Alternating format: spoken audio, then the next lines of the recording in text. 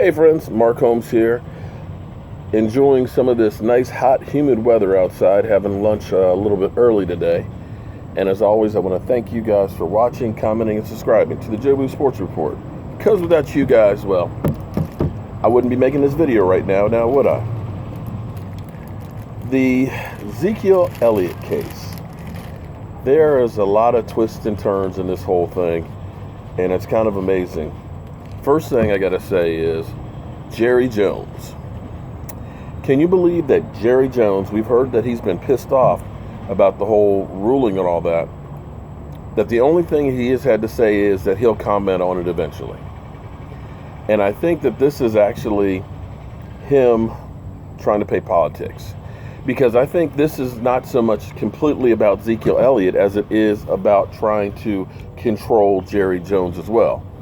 For Jerry Jones to go out there and say, I don't see there's any evidence on this report and everything else, and they're not going to do it, I think this is a way of the NFL kind of bitch slapping Jerry Jones and trying to bring him down a couple of notches.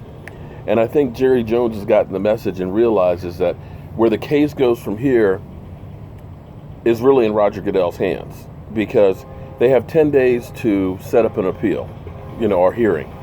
And that hearing could be with Roger Goodell, who didn't go through the hearings originally, but he could be the one that decides the fate. Or he could turn it over to a mediator who is kind of friendly to the NFL's causes, who would probably lean towards, like Henderson, towards the NFL side on the whole situation. Or he could truly get an independent counsel, that's somebody else who may not be biased towards the NFL, that will just look at the facts and make a decision on what's there. So I think this is a way of Jerry Jones saying, okay, I'm not going to go ahead and cause any rifts. I'll back down as long as you guys do the right thing. But if Jerry goes out and gets more vocal, I can guarantee you that it's going to still be a power play. So what we're really looking at is a power play between the NFL and Jerry Jones on who is the top dog. Now, I know a lot of people out there keep saying that, they need to fire the NFL commissioner. Well, you guys don't seem to understand what the NFL commissioner's job is. He gets paid $30-some million a year to do what the owners want to do. What you'll notice is he is the lightning rod. He is the guy that gets all the crap and all the blame, keeping the owners in the clear. The owners pay him. They tell them what they want to do. He's the one that ends up taking the fall, and that's why he gets paid the way he does. There's a lot of owners out there who want to put Zeke Elliot in his place, but they don't want to go on record and be the bad guy. They want to be the great owner. The people, the fans love the team and the organization. Oh man, that's not me, that's Roger Goodell. So as far as thinking that the owners are going to fire Roger Goodell, no, he's doing exactly what they want. Now to this case itself, the NFL has done a 13-month investigation and come up with 160 pages. 160 pages. So they've interviewed multiple witnesses, they've looked at the photographic evidence, they've talked to the police, they've talked to the prosecutor, they have gone through the whole 9 yards on this thing. They've seen all the text messages and things, and after seeing all the evidence, they still believe that Zeke Elliot beat her.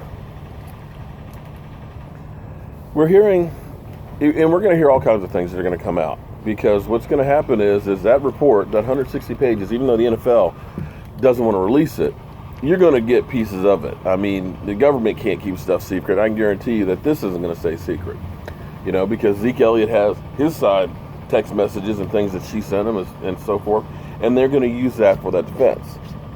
Well, one of the interesting things that came out, or is coming out, is supposedly she wanted to blackmail him. There's text messages of there, and the NFL has seen these text messages. And I'm kind of trying to understand that if she was willing to set up a email address for blackmailing him, because she's going to put out some videos and stuff of the two of them together, and you know what I'm talking about. If she was going to go to the point of texting messages and saying, yeah, let's do this and get him, set up an email for this and plan on blackmailing him, if you're willing to go that far, is it that big of a leap to say that you could fake domestic violence as well? Because either way, you're trying to ruin the credibility of him, be it through blackmail to get paid, or to put it out there and ruin his image, or to cry domestic violence. To me, there's just too many inconsistencies and too many opportunities where you're kind of caught in stuff. When you hear that she was in a fight the night of with a woman at the club, and the person in the car with her said, and has a sworn affidavit saying she got beat by this person and she asked me to lie, to me that's a shadow of a doubt. There's too many inconsistencies here. We originally heard we've been beat for months. Then we heard they were beat for a week. Then we heard we were beat in the car. To me, the story kept evolving, and the police looked at this and said, it keeps evolving. Zeke Elliot puts a harassment suit out against her, and she proceeds to call him 50 plus times after 2:30 a.m. So I don't have all the evidence. I wish I had all 160 pages of it right here in front of me and could go through it. I'm going by the evidence and things that have been produced. And if the police department came to a conclusion that there's nothing here, if the district attorney says there's too many conflicting reports to make a charge, something may have happened. I don't know. But you can't convict on somebody unless there's evidence to prove they're guilty beyond a shadow of a doubt. And to me, there's a lot of doubt. Now, if the NFL has something else that we don't know about that should incriminate this man, then turn it over to the police and incriminate him. Because if he is a predator, a domestic violence abuser, then he should be locked up. He should be charged with it. But if you don't have that evidence, then how can you suspend him? I guarantee you we're going to hear more and more things that are going to make Tiffany look in a worse and worse light. But we'll have to see what happens as it goes on. But I got to tell you, I know I'm a homer. I know I'm down for the Dallas Cowboys. I know Zeke Elliot has some growing up to do in realizing the position that he's in and what a gift it is to be able to be a football player, and hope that he learns from this situation. But I also don't want to see him convicted of something he's not guilty of.